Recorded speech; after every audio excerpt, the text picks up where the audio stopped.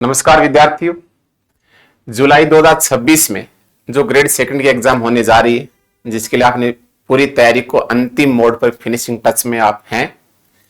जनगणना संबंधी जो आपके सिलेबस टॉपिक है जनगणना 2011, वो सारे आंकड़े आपने अच्छी तरह से सर्वाधिक, न्यूनतम, 4 बड़े 4 छोटे तो आपने याद कर लिए अच्छी तरह से।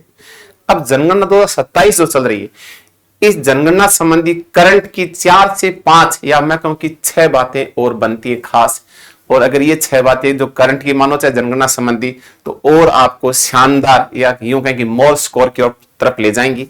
ऐसी मैं 6 बातों का छिक्का जो आज आपके लिए लेकर के आया हूं।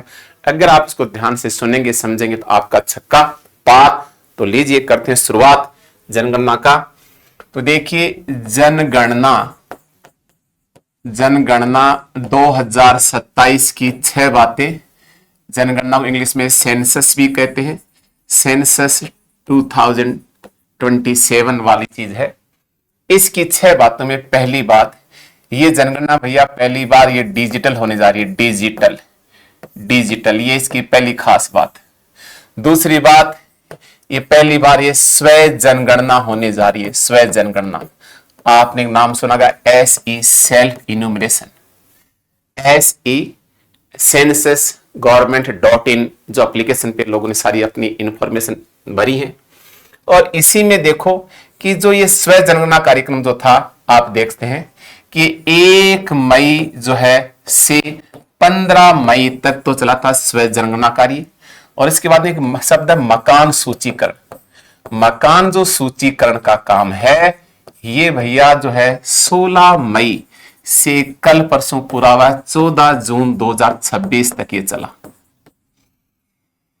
हमने देखा कि जो आपके परिवार में जो भी कोई भाई बहन माता पिता इस ड्यूटी में लगे हैं, उन्हें जो प्रगणक के रूप में है, तो प्रगणक को जो है आपने देखा होगा कि एक एप्लीकेशन जिसका नाम है हेलो ऐप के ऊपर उनको लगभग 34 प्रकार के प्रश्न कहो या जानकारियां पूछी गई हैं।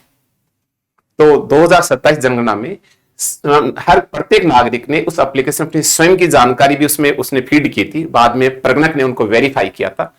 तो स्व जनगणना काम जो 1 मई से 15 मई तक चला।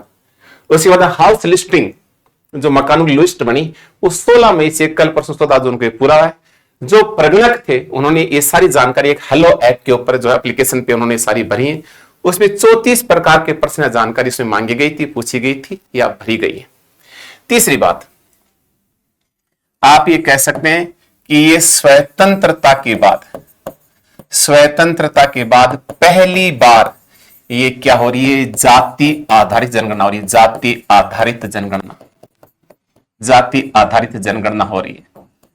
तो प्रश्न आया कि पहले कब हुई थी। तो आप कह सकते हैं कि इससे पहले, स्वतंत्रता से पहले अगर हम बात करें, तो स्वतंत्रता से पहले की अगर हम बात करें तो आप कैसे अंतिम बार जो है 1931 में अंतिम बार हुई। उसके बाद बंद कर दी और अब दोबारा जो है आप 2027 में जाति आधारित हो रही।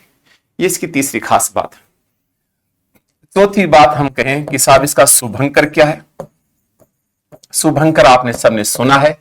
इसका शुभंकर है प्रगति एवं विकास। ये है प्रगति एवं विकास है। ये इसका शुभंकर प्रगति एवं विकास है। प्रगति एवं विकास ये एक लाइन में लिखना था, लेकिन मैंने इसको ऊपर नीचे इसलिए लिखा कि इसमें एक बात मैं आपको समझाना चाह रहा हूं। यहां प्रगति जो आप देख सकते हैं, प्रगति जो है ये आप ये कह सकते हो कि महिला प्रगणक को नाम दिया गया है। महिला प्रगणक को क्या नाम दिया है, जो है ना, प्रगणक को प्रगति, और जबकि पुरुष प्रगणक को क्या नाम दिया, विकास। पुरुष प्रगणक ये भैया इसका जो था ये क्या था, ये इसका शुभंकर है। फिर कोई बोले कि साहब इसका जो है आप ये कह सकते हैं कि इसका नारा क्या है, स्लोगन। इस में क्या नारा दिया गया कि हर नागरिक मायने रखता है। हर नागरिक मायने रखता है, यानी देश में हर नागरिक का महत्व है। यानी आप ये कह सकते हैं कि एवरी सिटीजन मैटर्स। और लास्ट ये छठी बात, इसका कोई प्रमुख कह सकते हैं कि कोई संदेश और इसका प्रमुख संदेश के रूप में 2-3 वाक्य बड़े चल रहे आजकल, कि जैसे आप कह सकते हैं इस संदेश में गिनती हर व्यक्ति की, गिनती हर व्यक्ति की, गिनती हर व्यक्ति की, और आकार, आकार हमारे कल का, आकार हमारे कल का। एक तो ये खूब चल रहा है, ये इसका संदेश।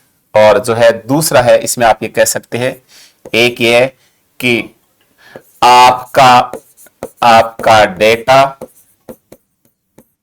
आपकी आवाज, आपकी आवाज और हमारा भविष्य। ये भैया 6 बात हैं मोटी मोटी, ये आप कह सकते हो।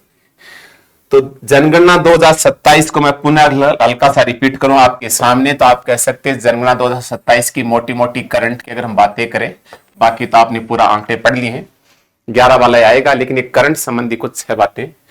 तो ये पहली बार डिजिटल हो रही है, एक बात।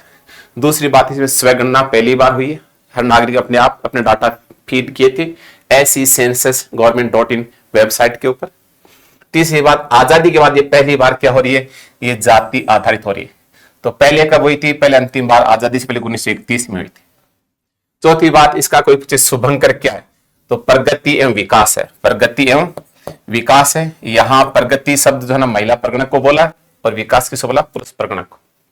अगर पूछे इसका नारा क्या दिया गया, तो नारा जो है आप कह सकते हो कि हर नागरिक मायने रखता है, यानी एवरी सिटीजन मैटर्स, यानी हर नागरिक का महत्व है।